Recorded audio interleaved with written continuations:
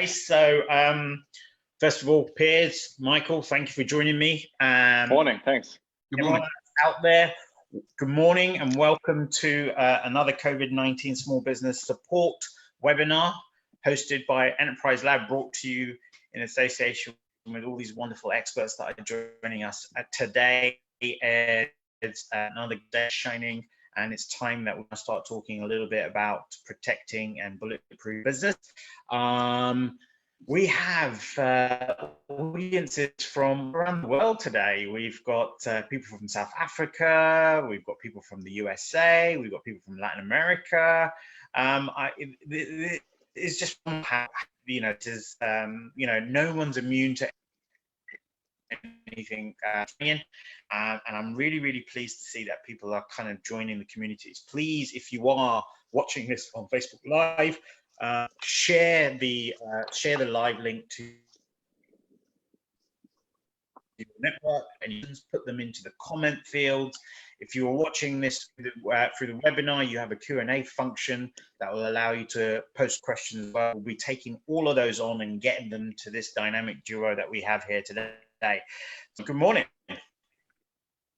Piers, Michael. Morning, everyone. How are you? Good morning. I'm very well indeed. How are you doing? Yeah. So actually, for anyone that's new to our webinars, it'd be really good to do a quick introduction of you for you both. So Piers, just over to you if you want to introduce yourself. Absolutely, thank you. So first of all, there's a bit of stuttering on the line, so I hope everyone can hear what we're going to talk about this morning. So I'm Piers Mummery. I work with a company called TechCXO, which is an advisory firm to help businesses grow and accelerate.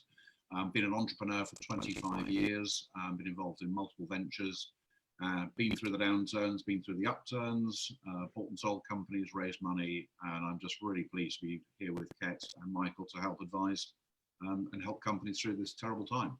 So thank you. Amazing. Thank you, Piers, and thank you for giving up all your time and expertise.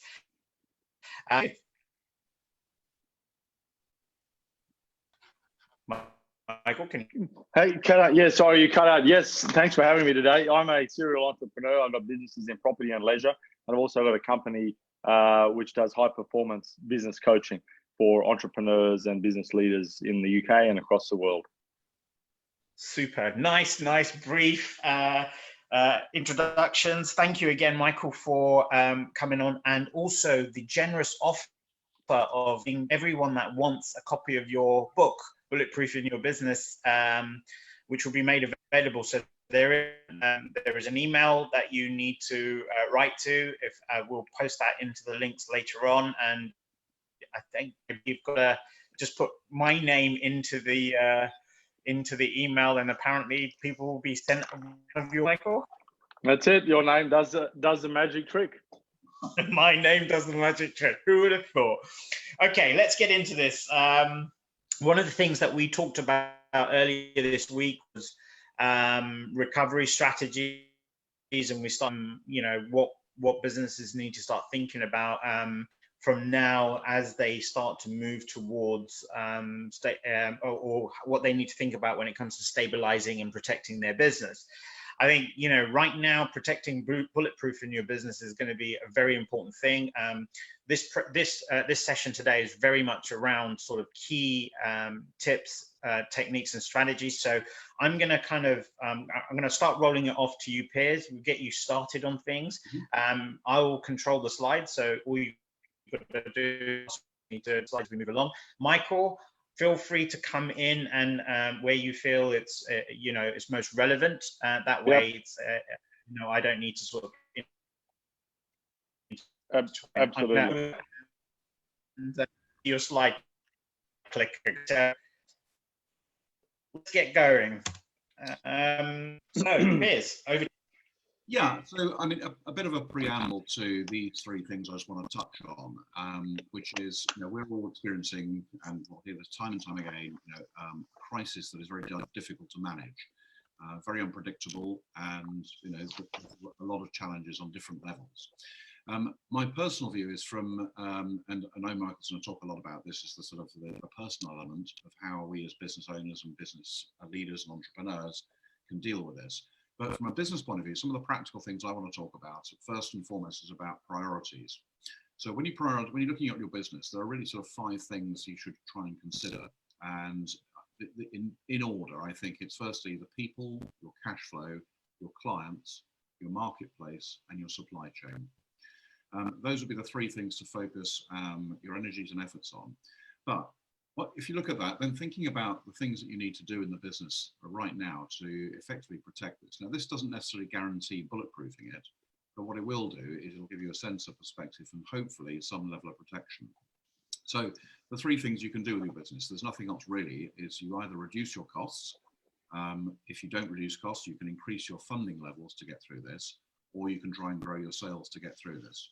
And all 3 have got merits, and perhaps all 3 should be looked at individually. But if we firstly, let's look at cost reduction as the sort of first aspect of an action you can take. So if you can move the slide down for us, Kat. Gotta love technology. There we go. So within the cost reduction, the first thing any business owner and entrepreneur should do is to re-budget. If you don't budget for your business, then you need to, full stop. And actually you should be re-budgeting right now and figuring out what the next 3, 6, 9, and 12 months look like. You should also immediately create a cash flow forecast. I'm still amazed by how many people don't have a cash flow forecast. And if you look at the 2 images there on screen, the one at the back is a daily cash flow forecast for rolling over the next 13 weeks. I do this in my own business, and I think I would encourage anyone to manage your cash in, cash out, and forecast your position. There are some things you can do. You can be quite draconian about this. I have a client I'm working with at the moment, and we've just cancelled their offices. They're just moving out. Everyone's working from home. They don't need the office. They're on a month-to-month lease. So we're putting everything in storage. And for 6 months, maybe 9 months, they're going to work remotely as a virtual team. If you're locked into an office agreement on a lease, perhaps, and can't immediately cancel the office, go to the landlords and ask for a rent reduction. Yesterday, NatWest were talking to us, and we had some questions from small business owners who are leasing properties. Go to the landlords, because the landlords may in some cases be getting rate relief, and that could be passed on to you. So landlords are as nervous as everybody. So go and ask them about reducing your rent or giving you some rent-free period. Look at things you subscribe to. It's amazing when you go through your own profit and loss account and just see the things that you sign up for and are signed up for that you're paying for.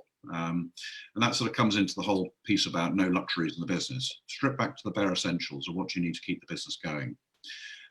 Look at your own expenses in terms of what you spend money on, which will lead into what you draw from the business and what you pay yourselves. Pay cuts, that may be an option to consider, and that always starts from the top in my view. Furloughing staff is not new. That's a lot of companies, and a lot of people I know are doing that right now. Another thing which is also important is, and what is most definitely going to happen from a cash perspective, is people are going to start paying late. Okay, that's going to affect you, it's going to affect your suppliers and your customers, everyone will be affected. What I've always felt is, to be fair to creditors, talk to them. Okay, nobody likes to guess. If you are going to pay late and you want to pay late, the creditor will appreciate you picking the phone up and saying, you know what, okay, fine, here's an extra month. And it's amazing what people will do just by extending another 30 days. If you turn around and say, right, listen, I owe you 5 grand, 10 grand, 100 grand, a million, whatever it is, try and have a plan to repay that, just as HMRC have done with their time to pay scheme on VAT and PAYE. So try and do some deals with creditors. The rate holiday. Sorry, Piers, just in, it's actually something we've done already at Enterprise Lab, both in 2 ways. Is we've looked at how we're out to our clients and how we are going to be managing our invoices, the invoices that are coming in.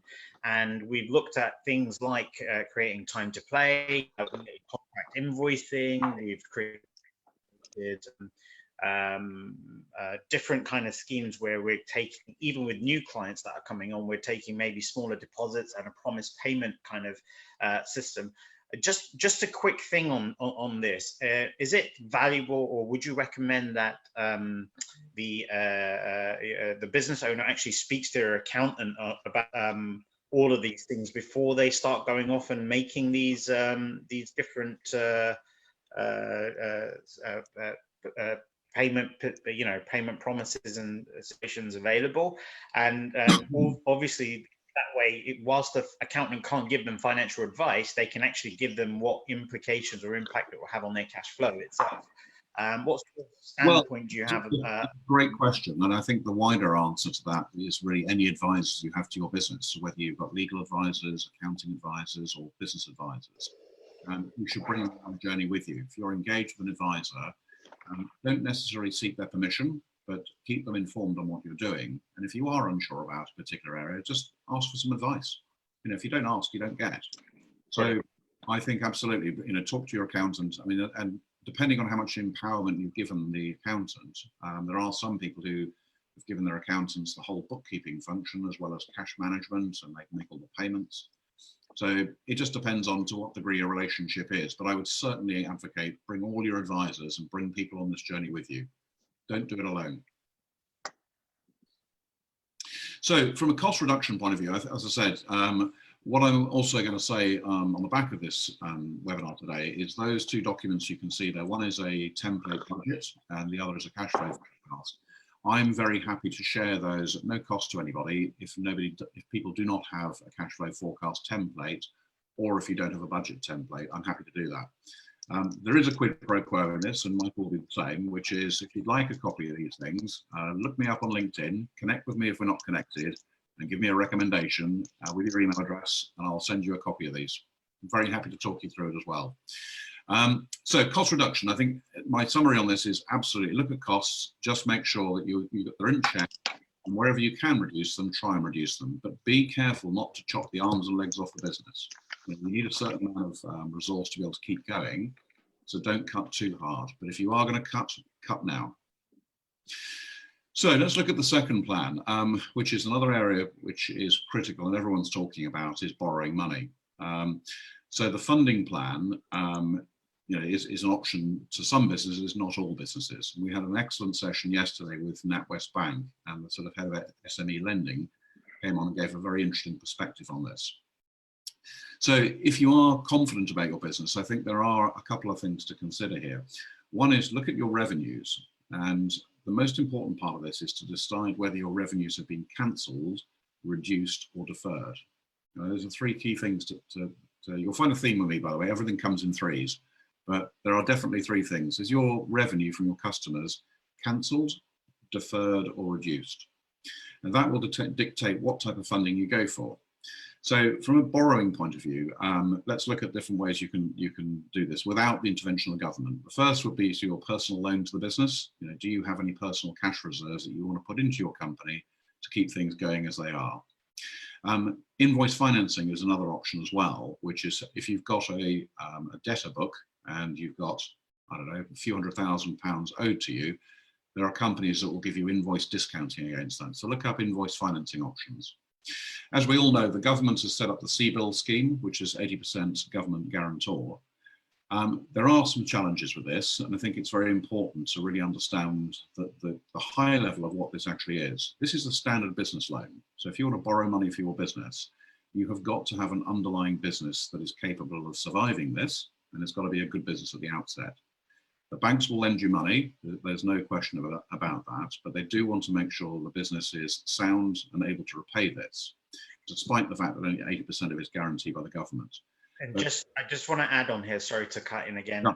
is actually something, we were only talking about this yesterday during the webinar, when Carl Weeder brought it up around the government support packages and how 80% of it is kind of there and 20% of it needs to still be finessed and repositioned.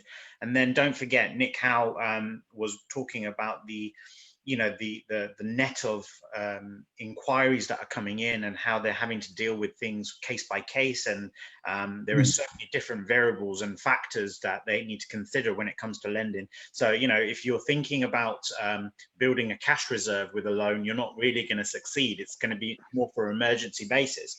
However, there's news today that's come out from the government that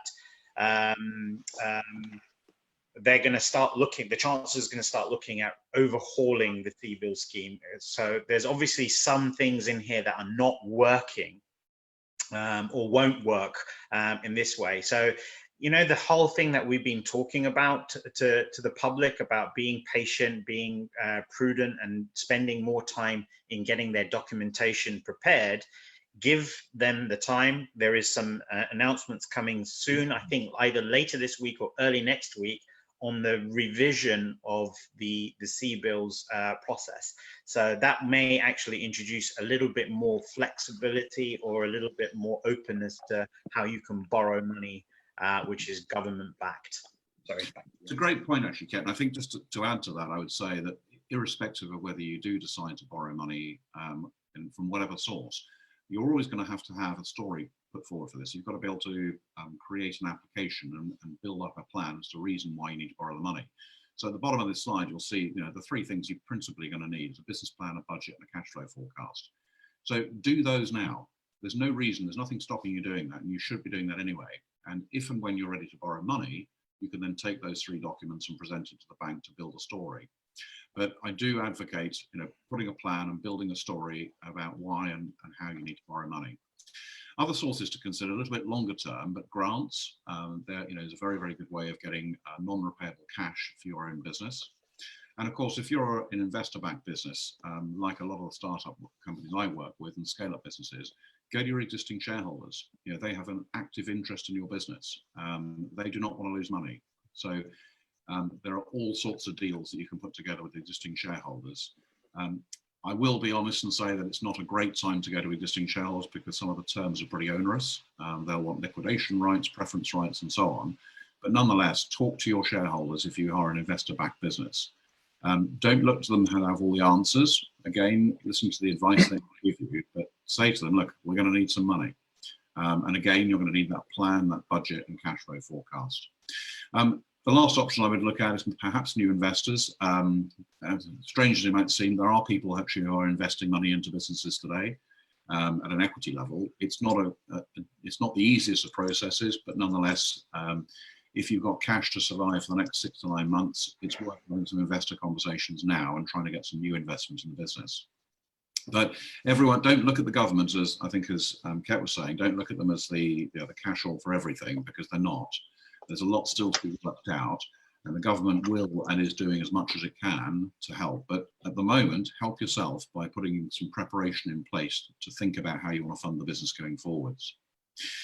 The last area I want to just to go through is the sort of the opportunity to increase revenues. And sorry, just to come in again, just before we move on to that next section, Piers, I think for any of our international audiences, obviously we are talking a lot about right now about what the UK has from an economic perspective, etc.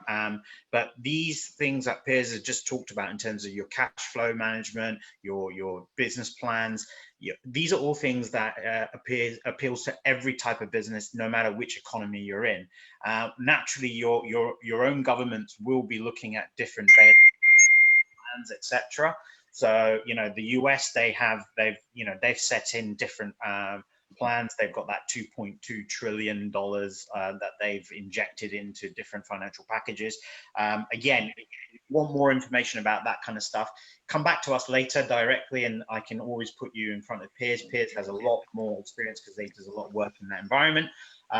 Those of you that are kind of watching in from South Africa, there is, I know, some work going on with the Small Business Development Agency and your banks at the moment. But information will come through. The infrastructures from each of your countries will vary, but what I want you to do is be able to take the core principle of what the guys are telling you today, and there within there is a lot of work that you need to do. Sorry, Piers, I just I mean, building on that again, I mean, let's be honest, you know, we're all business owners, business leaders, and entrepreneurs. You know, this is your business. You know, take responsibility for it. You will enjoy the good times, you might not enjoy the bad times, but don't necessarily look to outside people to sort things for you. You know, this is your business, your responsibility, and that's why you're an entrepreneur, and that's why you'll be successful. But own your own business. Ken, do you want to just go through, just to keep going through this? There's quite a few bullets on here. I don't know what. Just keep going. These are things which I think you need to consider in terms of growing sales. Let's be clear, it's really hard right now. Okay, because everybody's still in this panic and shock environment. And I know Michael's going to talk about some of the things you can protect your mental position with, which is really important. But at the end of the day, hold the faith. You have a good business. If you are trading and you've traded and you've developed customers and you've developed revenues, then you have a good business. That is not going to go away. It will change. It will need some modification, but it's there. So just hold faith, I think, in terms of your customers. The important thing with that is to talk to your customers. You know, so your low-hanging fruit will come from existing customers. Go and talk to them and ask them how they're feeling, what they need from you. This is an excellent time when we're not able to go and see people, we're not actively trading as much as we were before, to use the time to build and prepare your pipeline. I'm putting a lot of energy now into a long-term new business program. So I'm building new relationships and finding new channels to reach potential customers. I'll unashamedly say this is an opportunity for me with Enterprise Labs and Ket and Michael to build business for the future. So I'm seeing this as another channel, another route to market. So spend some time and invest that time while you've got it. You need a lot of discipline to do this, but try and find new relationships and new channels. Act and focus fast. No time like now. Don't delay, don't prevaricate, don't put it off until tomorrow. Just do it and do it now. You may need to think very quickly about your own business model. So consider, are you a transactional business where people buy one-off sales from you, or one-off services? And is it possible that perhaps you can turn that model into a subscription model? So you can extend the payment and you can then create some recurring revenues. So think about your existing business model. And I'd be very happy to talk to anyone about how to do that, because it is a difficult challenge with time. Think about repricing, particularly with existing customers. You know, don't necessarily think about offering discounts, but offer some additional value. So I don't change my prices. You know, I'm a consultant at heart, and I'm not giving my services away for free. Well, sorry, actually giving away free, but I'm not discounting my services. I'm adding some additional value on top of it. Think about your proposition. Now, this moves into the whole sort of marketing and sales piece, which is a much broader conversation. They're creating a sales and marketing toolkit, making sure you've got collateral, you've got information, you've looked at the propositions, and then you need to look at your target audience. Again, with all of this, you're going to need some form of plan, and business plans. Traditionally, we've had things like 5-year business plans, 3-year business plans, 1-year plans. I advocate right now quarterly plans. Have a quarterly goal, have a quarterly strategy. What are you going to do in the next 3 months? On the right-hand side, there's an example of a fairly typical framework for a business plan. And it simply says who we are, what do we sell, who do we sell to? And it talks about the company, the products, the team, the audience, and then your financial plans. There's a lot of information in there to create. You don't necessarily need to do all of that, but I would certainly suggest doing some of that. If you want to grow your sales, you have to have a plan, and you've got to know where you're going with it. So again, happy to chat offline individually with anyone on these areas if you'd like to. And Ket and Michael, please jump in on if you want to add some thoughts on that. Piers, look, I think that was a fantastic. Thank you, Piers. It was very enlightening. I found it. I wanted to just double back and talk about something you talked about at the top of the conversation. And that was a cash flow forecast. One thing, and it's so right what you said. One thing which I think holds true for all leading entrepreneurs, even at the highest level, and in fact, especially at the highest level, is they know their numbers. And obviously 100% spreadsheets and everything are important, but the entrepreneurs should know what's on the spreadsheet. You can't have a situation where they do the spreadsheet, but then you ask the question, we got to refer back to the spreadsheet. The fact is, you go and sit down, you've done it, I've done it, I've interviewed, many people for my books and for TV shows. And when you're sitting there with the leading people, they know the ins and outs and the nuts and bolts of the numbers right down to the finer detail. I don't mean necessarily every expense in their business when they're running a multi-billion-dollar business, but what I mean is they know the mechanics of their business. So it's so important, I think, that when people are preparing and going through their numbers now, their expenses and their subscriptions and everything else that you ran through, and putting that onto the spreadsheet, onto your spreadsheet, that they then absorb that information and make sure they know how your business works. Obviously, if it's small business, it might be more straightforward. And it might seem like an oversimplified point, but it's something which I notice many small businesses, at least 75%, just don't know the numbers off the top of their head, and if they do, haven't fully absorbed them. Really important I point. think that's an excellent point, which is, we can rely too much on systems and process and spreadsheets and plans. Like you say, Michael, know this stuff inside out and literally in your head. So I know what my bank balance is every single day. I can tell you right now what it is. It's not what it to be, but not yet. Not yet. But knowing those numbers is great, and the idea of this is to use this as a planning tool. You cannot run your business day to day, jumping or lurching from one thing to another. So know those numbers.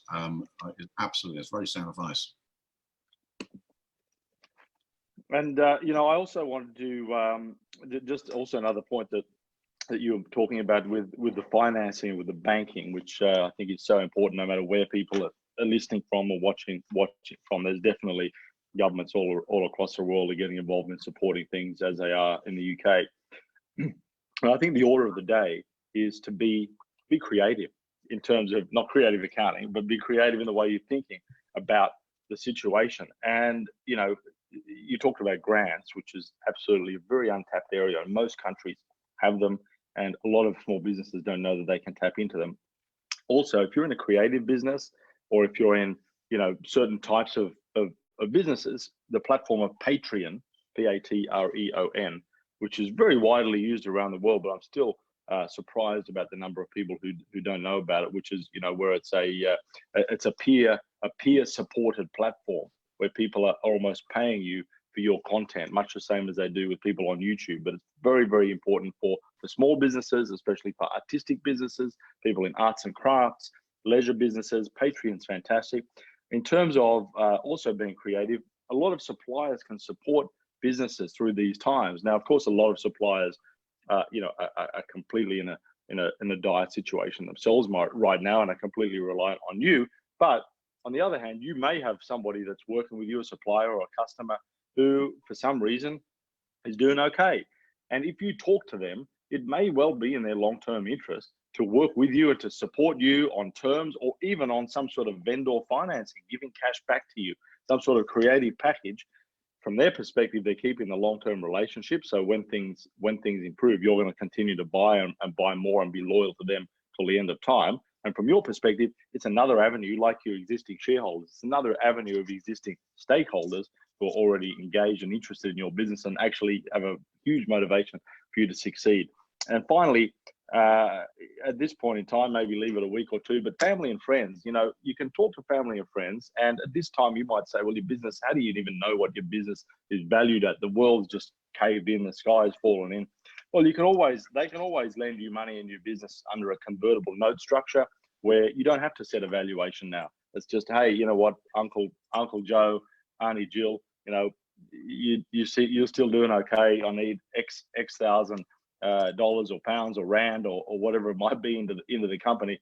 We'll talk about valuation in a year, put it in under a convertible note structure, and it's another way of getting money in, which has the ring of being a lot more professional than just going out with a begging bowl to people, family saying, please.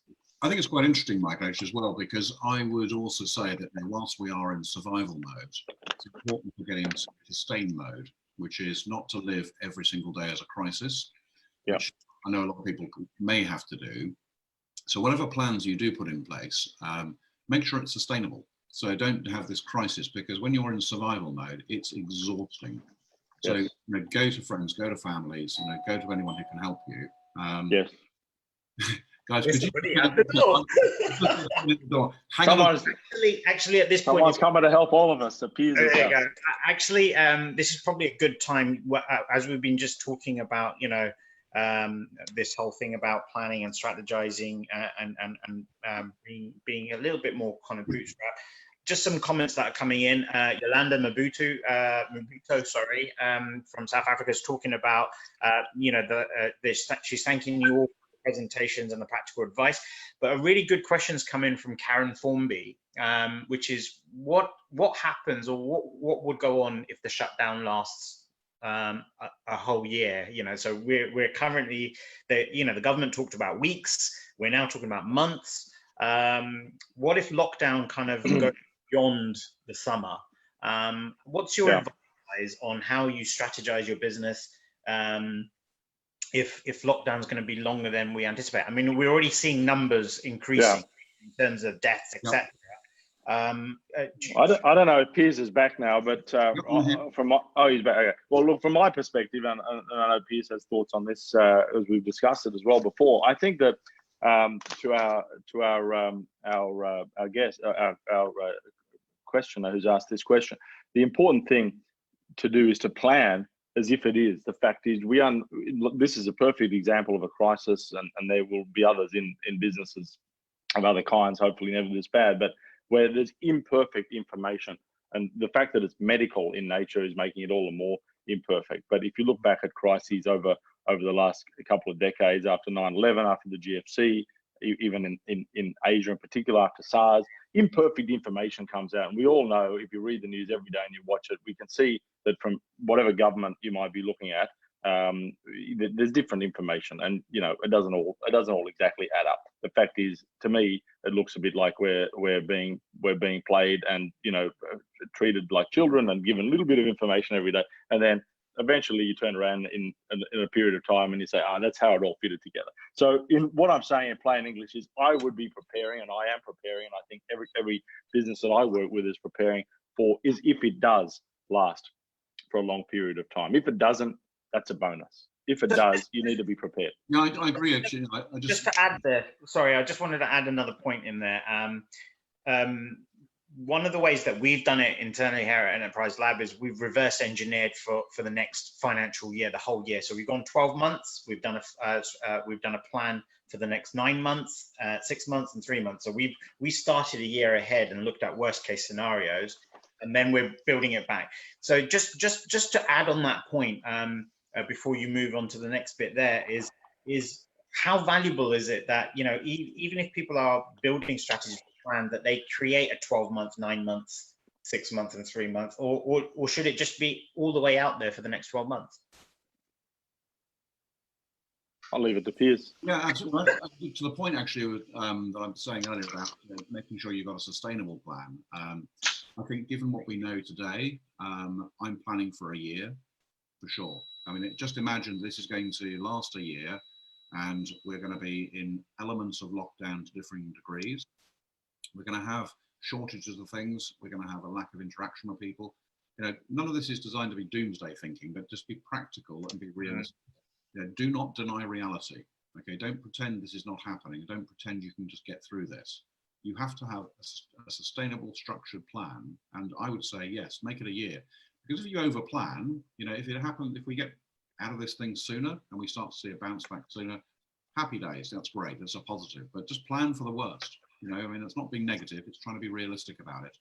And if you look at previous pandemics, you look at previous downturns, we talked about this earlier in the week, but the upside of this in terms of a bull market is going to be phenomenal. There's going to be an amazing bounce back from all this. So hold that faith, it will come. This is temporary, we'll get through it. And there is so much information out there about stories about people who've been through this before. I can tell you, Ket, Michael, and myself, we've been through downturns. This is a different type of downturn, but it's a downturn. This is not going to close the world. The world will still be round. We'll get there, but make it a year. A year out of your life is not a long time in the grand scheme. Now, I do completely understand there are businesses who are hurting to different degrees. There are some people out there. I've got friends. I've got a friend who owns 3 restaurants. His business has been killed overnight.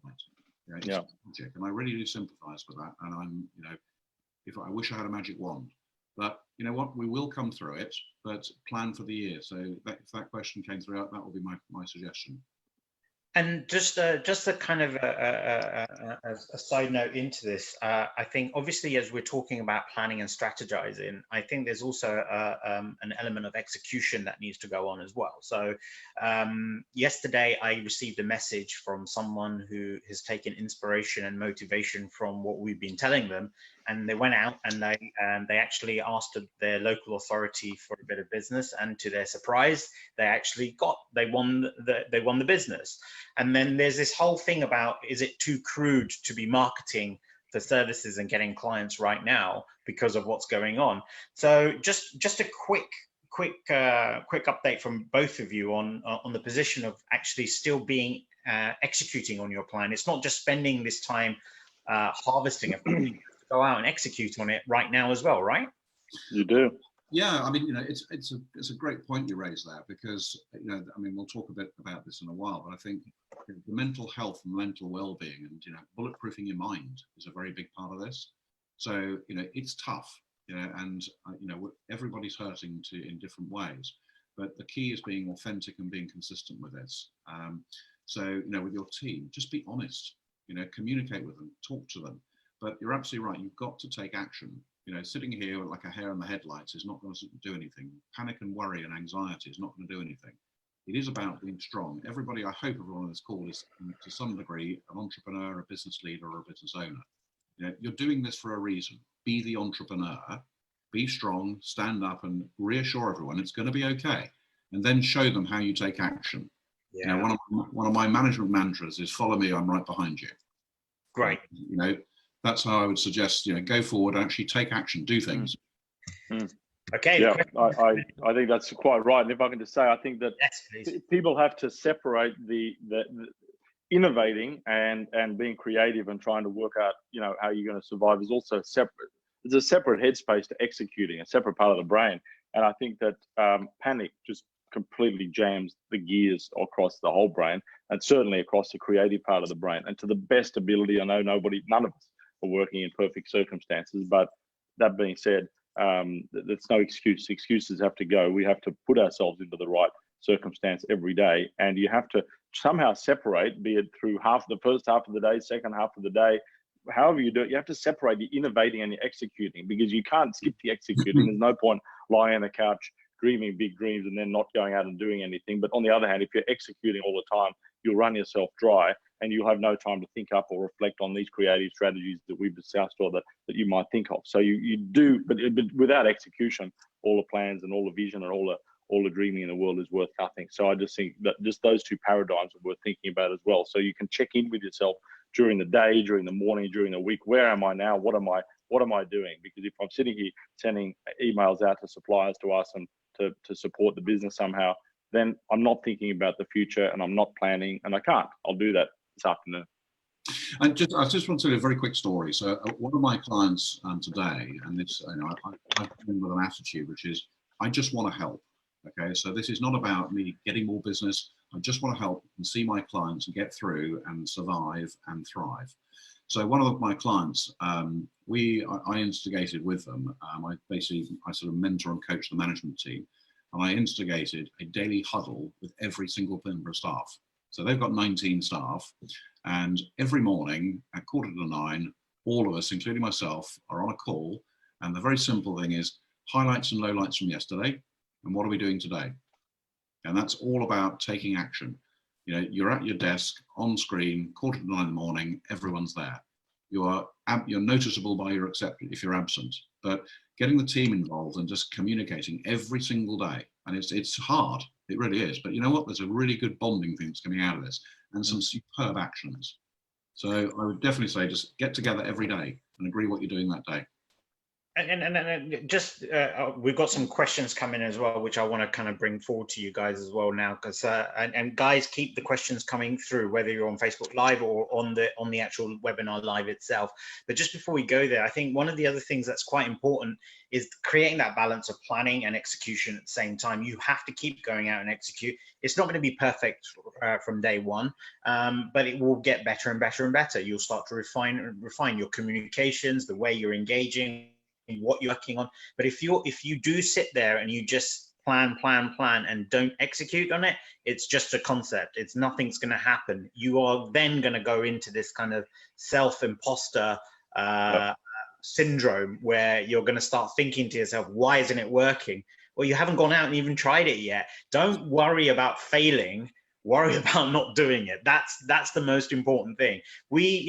Business needs income and outgoings. At the end of the day, that's how business works. Don't fall into the trap of being busy, effective along this line as well. And I think this is kind of what echoes what both Piers and Michael are saying. Building strategy is one thing, but executing is just as important as building the plan itself. All right, I've got a couple of questions here. I'm gonna go to Alistair Callender first. Hey, Alistair. So Alistair's got a business called Gate 8. Some of you may know that. It's a company that provides luggage. A fellow, which is within the sort of airline industry itself. Now, his question is, any of the panel have experience in aviation industry? What are their thoughts on the airline recovery period? And how would Gate 8, for example, plan their business model against this? Now, before you guys answer the question, I guess you're going to have to put yourself in to Alice's shoes. So if you were now the CEO or the owner manager of the of Gate 8, and I know if Lara Morgan's watching this, she'll probably learn a little bit about what's going on. But how would you approach this if you were a business that's servicing the airline industry? I don't personally have experience in the aviation industry, so I'm going to have to go way out on a limb here. And so my only experience is as a consumer of aviation services. So I think the travel ban is just, it sort of shuts it down. So my honest answer, I'm just going to be hands up here. I don't know what's going to happen in terms of a recovery period in the airline industry, because if a travel ban is in place, it's hard for things to move around. And I think there's a massive knock-on to other businesses associated with the airline industry as well. Michael, what do you have? Look, I think that, you're right. Gate 8 in particular is transporting luggage or making hand luggage and what have you. I think the fact of the matter is that the airline industry is walking a trajectory that which is also effectively the freight industry as well, isn't it? The airline industry, the international freight industry, as well as travel.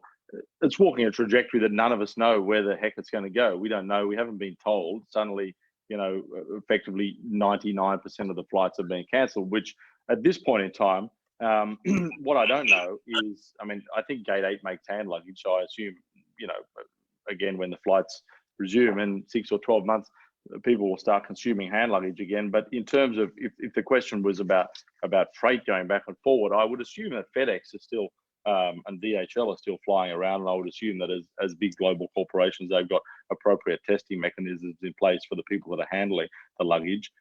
So I think, but the fact is, you always have to deal with the situation, and anybody who's dealing with airlines and luggage or any remote services, remotely associated services, has to then think creatively. So if I was Gate 8 and making hand luggage, what would I do? You'd have to be pretty damn realistic that at the moment, with everyone around the world locked in their houses, no one's got really pretty much any use for hand luggage. That's a realistic position. So I would be making content and putting content out there on the internet and doing videos and animations and all sorts of stuff to stay visible, stay in front of people. If you can't be actively doing your business because you literally shut down by governmental procedure, then you just have to take it on the chin, but stay visible to your customers, be there and be the first guy, be the first girl, the first company that comes to people's minds when things get back to normal. Well, I suppose it's more a bit general, but I think, as you say, the Gate 8's business, making travel luggage, I think don't deny reality. Your business is to stop because there's no requirement for it now because we can't travel. But to Michael's point, use this intervening period. If it is 12 months, bear in mind that your business, in my view, is more of a deferred income rather than a cancelled. People will still travel, people will still need bags. So use this time to become front of mind, using amazing content. Produce videos, produce animations, produce podcasts. Talk about travel, talk about the future. So when people do start to travel again, and people do think about having luggage, you're front of mind. So this is a good time to build that up. But I think strategically, I see that business as a deferred piece of business rather than a lost, gone forever piece of business. And don't forget, guys, there is a small percentage of possibility about product diversification. So look, we know the airline industry is going to have at least a 12 to 18 month disruption period. So even if we're getting out of lockdown in the next 3 to 6 months, people still, travel is still going to be an issue unless it's essential in this respect. So, the whole travel industry is going to have this perspective of disruption in terms of needing luggage, all this kind of stuff.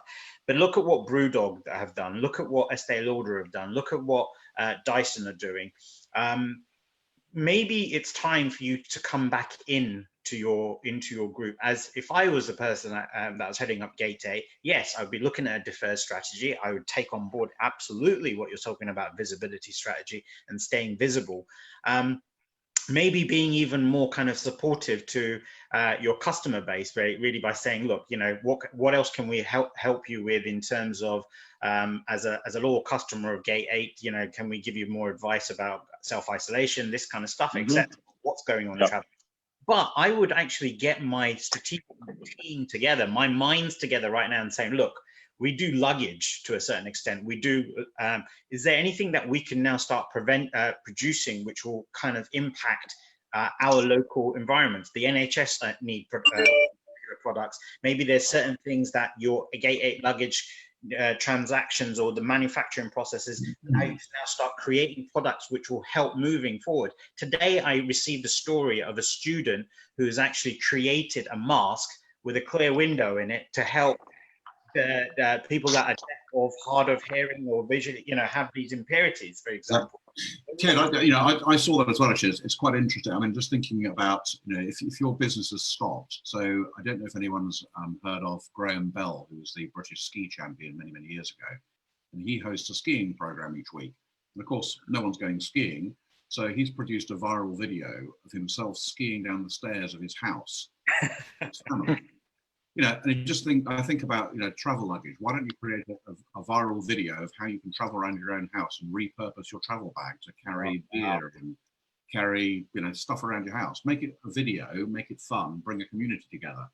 And I think to Michael's point about try and be creative in the way you approach this, build relationships with the customer. Exactly. I've got so many questions coming in. I want to make sure that we get all of them across here. So across from Facebook Live, Josh Agdam, sorry, he said, any tactics on using grants best? Should, if he's, I am assuming he's coming from the retail, hospitality and leisure, so he's kind of in that gym space. He's probably be eligible for a grant. Any advice on if he does receive this grant, what to do? Should we keep it in reserve, or should they be investing it into something? What kind of advice would you get to those that are actually going to be getting money in? Well, you got to survive first. I'm sure Piers will have a few detailed points, but I think firstly you survive, which goes back to the beginning points about cutting costs and ensuring the business is stable. After that, you can then look at how else to deploy it. Yeah, absolutely. I would definitely have got a view on this, which is about prioritizing your expenses. So, reducing luxuries. So I would look at the absolute core requirements of the business to keep going with funding, and make sure you've got enough money to cover the basics. So if a premises is absolutely critical to your business and you can't survive without that, then make sure you've got the ability to keep that premises going. If you require, something as simple as, a digital platform and you're paying hosting fees, if without that your business doesn't survive, make sure you've got money to cover that. So deployment of funds is based on prioritizing your expenses. So work out the most important things. In my view, take people. If you can furlough staff and you need to furlough staff, it's sad, but that is a fact. But look at the core people you need around you, make sure you can survive with them. So take that cash and plan it over 12 months and look at the priority of the expenses you have and spend it on that. Wonderful. Okay, right. Just another comment in, Yolanda Mabuto, another one. In trying to build working structures and reducing costs, how do we support small enterprises in laying off staff in a most humane and dignified manner in order to remain sustainable? Are there any tips for that? So obviously you just mentioned furlough. Again, from a business owner's perspective, if you have people within you're going to have to put yourselves in the mindsets of this. What's any tips there about doing this? Having to let go of people and how to do it in the most dignified way. Yes, I have two words: authenticity and honesty. Be authentic and be honest. Bring people on the journey, And throughout that process is communicate with them, communicate afterwards. If you are furloughing staff who can't work, ring them, ring people at home and find out what they're up to. You know, just take an active interest in your people. So it's just about good communication, being honest and being authentic. Yeah. Michael, anything to add to that? No, I think that's exactly right. If you do those things, people will go with you on the journey as much as they are financially able to do so, and they'll stick with you. Wonderful. All right, moving on swiftly. We have Thongwane Namane. Again, apologies if I mispronounce it. He goes, hi, entrepreneurship is mainly designed around businesses competing for market share. What do you think are the opportunities for businesses to collaborate should this crisis extend? Should entrepreneurs start now considering collaborating now only for a later strategy, or is this a later strategy? So collaborations and working with, you know, in a competitive market, you know, businesses now coming together and working together. Maybe there is a kind of a combination of Gate 8 going in with another business that looks and seeing how they work together into a market space. What is your experts? What's your take on businesses now looking at producing collaborative strategies? That's a really, really good question. And I think there are two parts I would answer it in. One is there is collaboration from a human level, which is just supporting one another and emerging stronger in your marketplace by coming together with other leaders and figuring out what you can do for your market. So that's at a human level. And then there's a practical level, which is, you know, together we're stronger. So, you know, are there mergers opportunities where two businesses can come together to create something bigger and better? And I think both of those are active strategies that should be pursued. You've got to balance, of course, the competitive element of this. So, for example, I'm working the electronic security market, and that's a very collaborative industry. Despite the fact I've got two clients, one's an ex-client, one's a current client, they're all good friends, and they directly go head to head with each other. But they just have a nice respect. It's a healthy competitive respect for each other. They won't tread on each other's toes. So I think forming strong relationships with other leaders is good. So if you're running your own business, I would reach out to the owner of a competitive business and just say, hi, how are you? See what happens. Michael.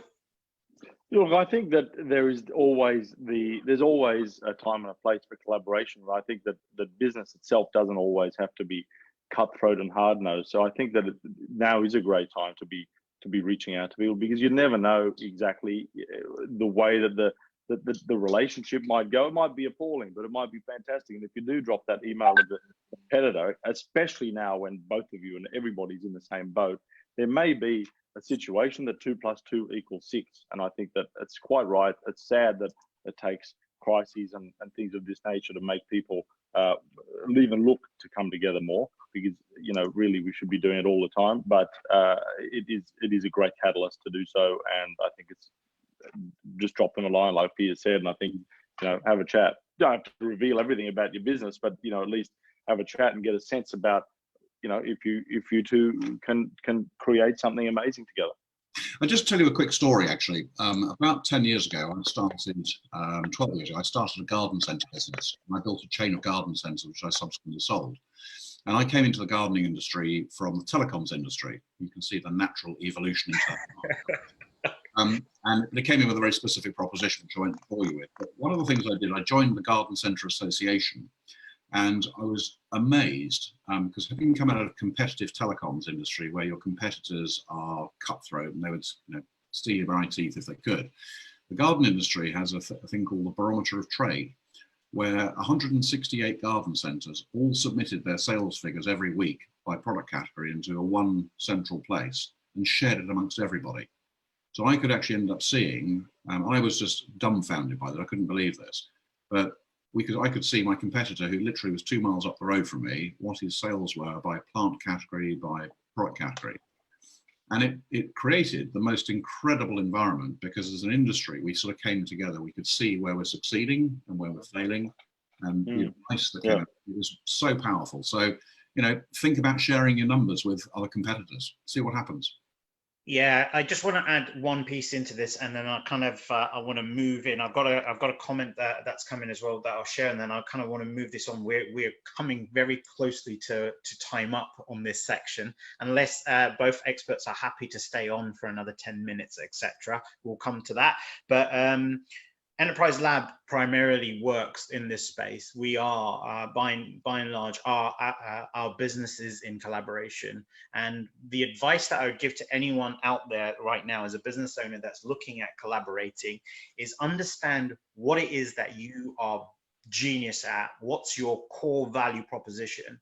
And then understand what your competitors' value proposition is, because even though they're in the same space as you, the VP is very, very different. And when you understand how you can add value to the competitor's product or service and how the competitor adds to yours, what you actually do is you evolve your product and service. So your beneficiary, the customer, actually gets more than what they actually would expect. So when you're building any kind of collaboration, you've got to understand that it's not going to be two of the same. You've got to now start to create these kind of cogs which will connect together, which will create an extended value proposition. That's the secret to how you do successful collaboration. Then you're curating your service to your client, as opposed to actually just going in and saying, well, you know, we do two of the same, we're both the same kind of thing. It's a little bit like what Piers was just saying about from the garden centers and the fact of the data and the share and the numbers. What type of customers going into this one, what type of customers going into the other one, and looking at how the two of you merge. So be strategic about this and think about what's the value that you're bringing to that collaboration. More say in the fact of adding to the competitors' existing proposition and offering, and how the competitor is adding to your value. Otherwise, what will happen is you're going to have a situation of oil and water where you're trying to do this for the only reason of trying to keep your chin above water and surviving, and eventually that it will be an oil and water clash and things will start to dissipate itself again. Guys, have you got anything to add to that before I kind of move on to the next bit? I'm all about collaboration. I think working together is a much better strategy. Brilliant. Nice way to wrap that one up. So look, keep your comments and questions coming in. Reggie Maestri has said, one second, I'm just coming up to it, using techniques to raise our positive energies, creative visualizations, breathing exercise, yoga, expecting the unexpected for future purposes. I think there's just a point of a comment to say, you know, we're not robots in business as well. We're humans, use all of the different things. And I know mental well-being and mindset is something that that Michael's going to talk about in a little while as well. So just be mindful of those kind of things. Sindel Zulu has said, my name is Sindel from South Africa. What are your thoughts about agritourism as a comeback strategy from a food security point of view? From a food security point of view, climate change and sustainability.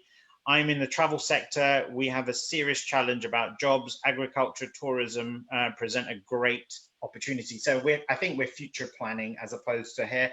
But as we kind of move into the next section of this and try to come to a wrap up on this session, gents, what's your take on agriculture and tourism? And do you see that I think, Piers, you mentioned it earlier, the bounce back is going to have a huge opportunity for a lot of different types of businesses. But what's yeah, so, I mean, absolutely, that's an absolute perfect recipe for storytelling and story creation. You know, creating stories about your country, about the origins, about food. You know, there's such an emotive area that you can build some wonderful stories. So to what degree you can deliver against that, I don't know, but I would have thought video and audio, video particularly, is, you know, from an agriculture point of view, is show people through video what's happening in South Africa, where, you know, things are being grown.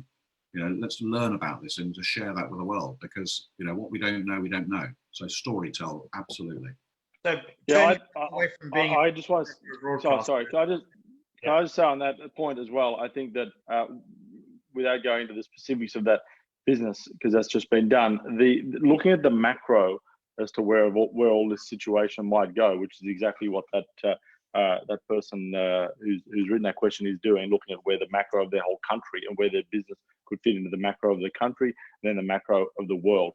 Very important, because we all have the tendency to think that the macro is just our own day-to-day world and our own business, when in fact that's unbelievably minuscule. However, if you look at where the macro trends may be going of the entire economy, the entire globe, and then your own nation, then you look at how you can add value into that chain in the future, exactly as this gentleman or individual has done.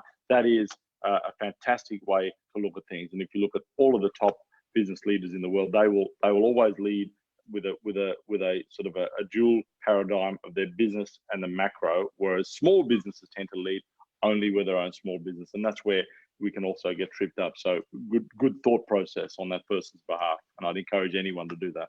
Amazing stuff.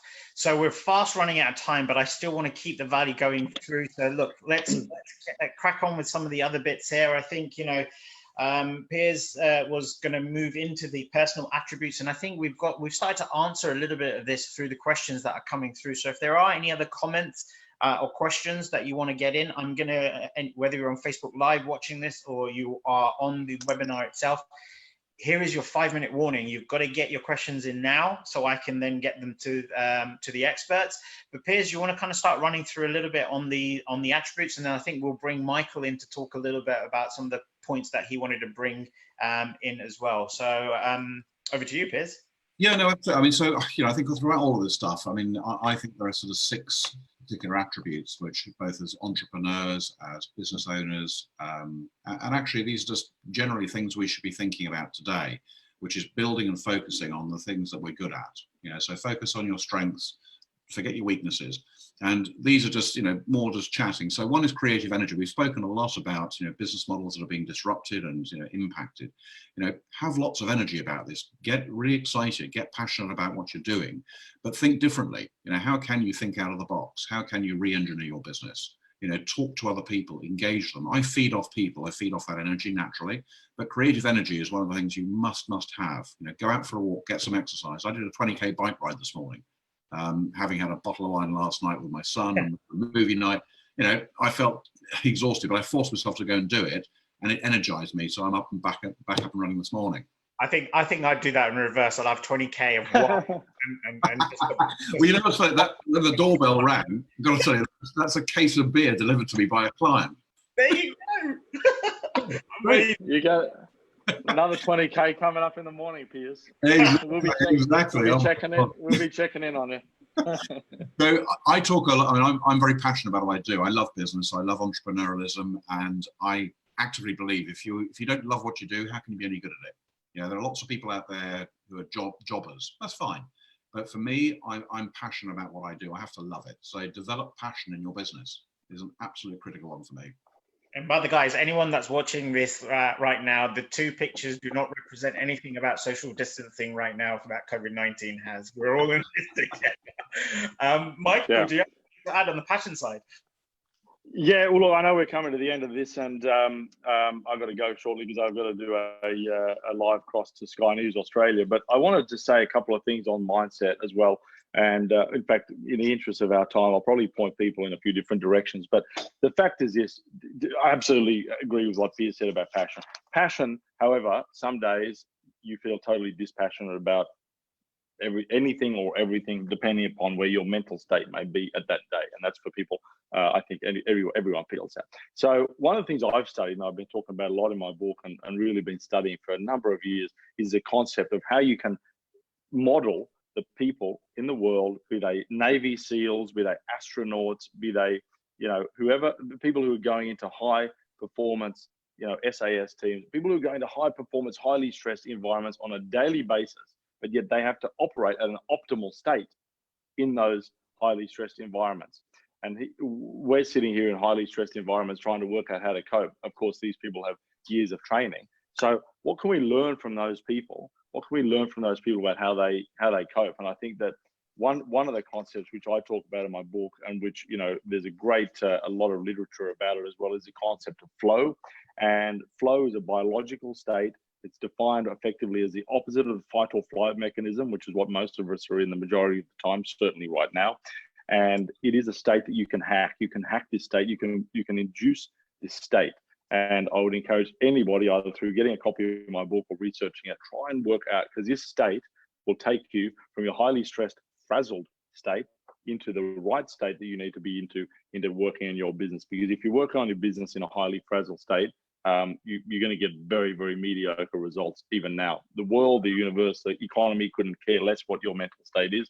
It's going to reflect back to you what your results are and what energy you're putting into it. So regardless of the reasons and the excuses, and there's a million of them right now, that's not for you, that's not for us. You got to get into the right flow state, and you've got to effectively put yourself into the right mindset. You do that by studying those who do it for a living.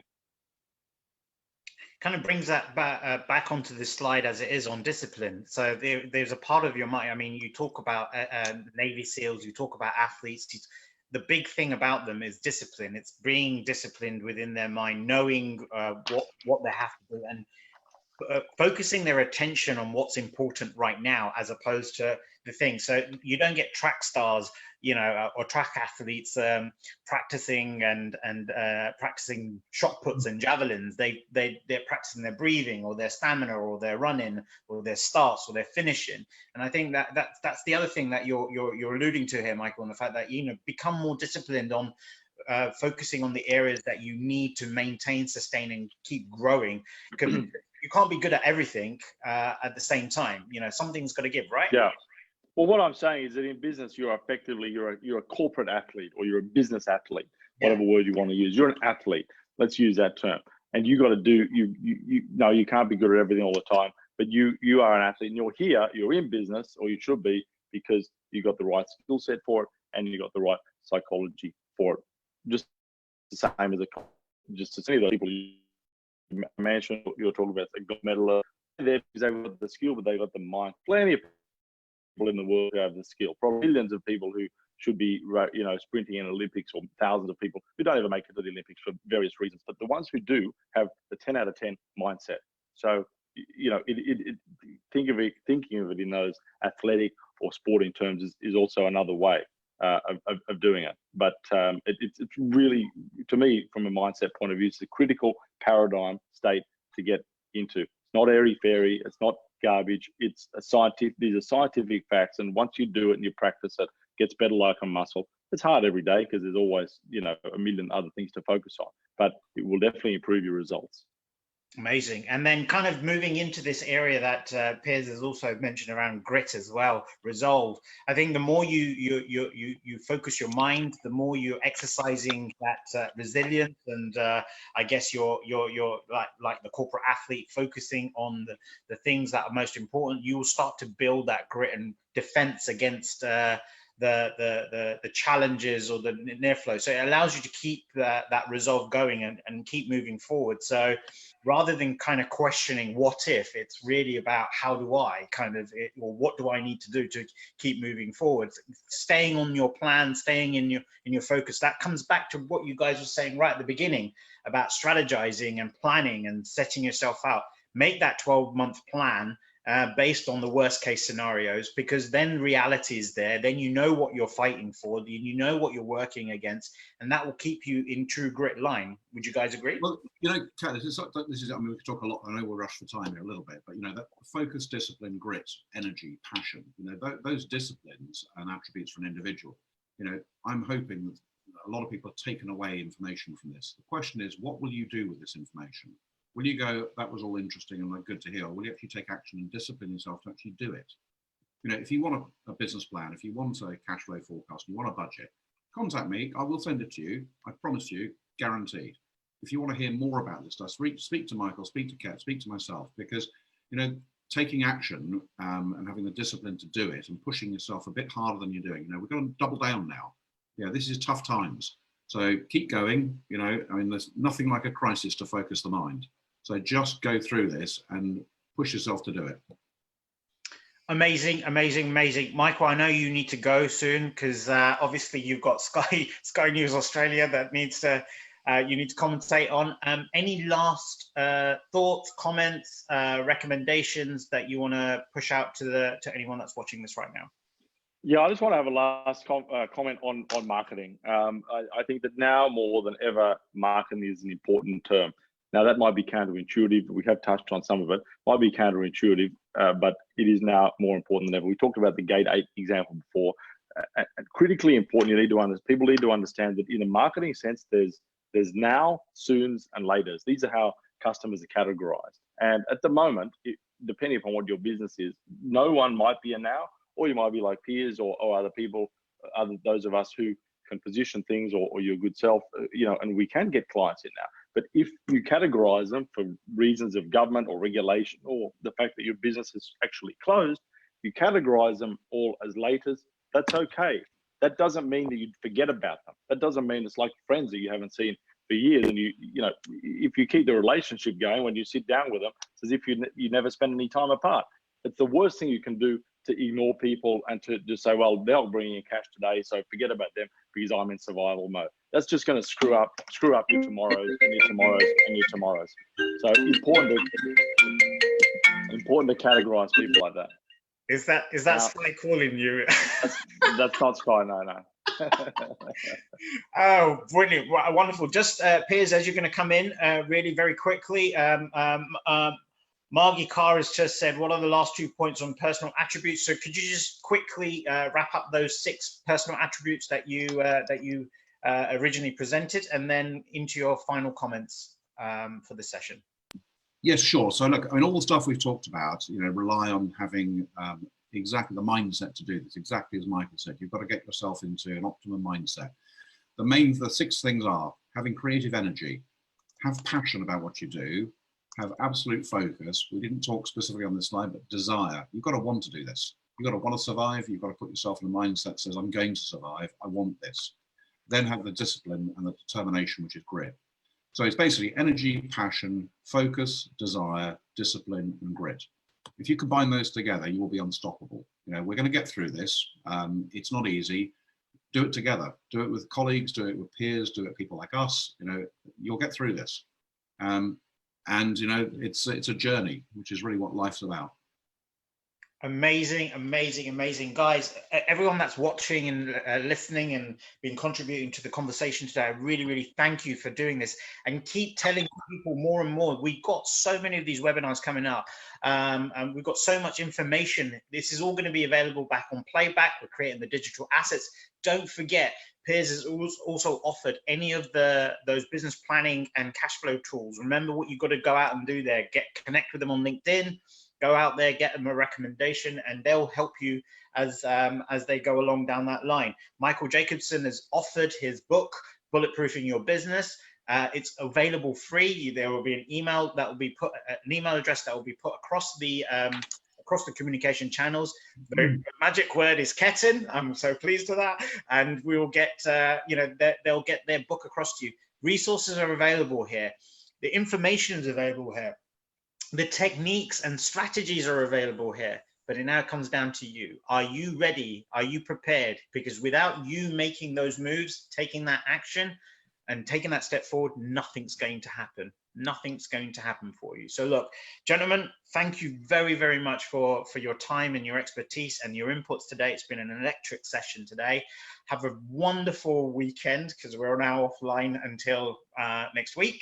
And yeah, stay safe. I mean, and Piers, if you've got a 20-kilometer run of wine, let me know. I might start 20 kilometers working my way back to you.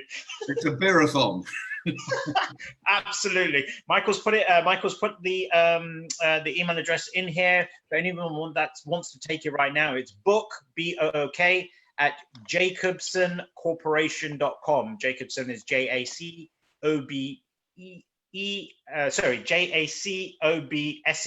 corporation.com. And don't forget, you need to put in the magic word, and don't forget to put your address there, otherwise they won't know where to send the book. Right, guys, we're going to wrap up here today. Michael, thank you very much. All the best. Thank you.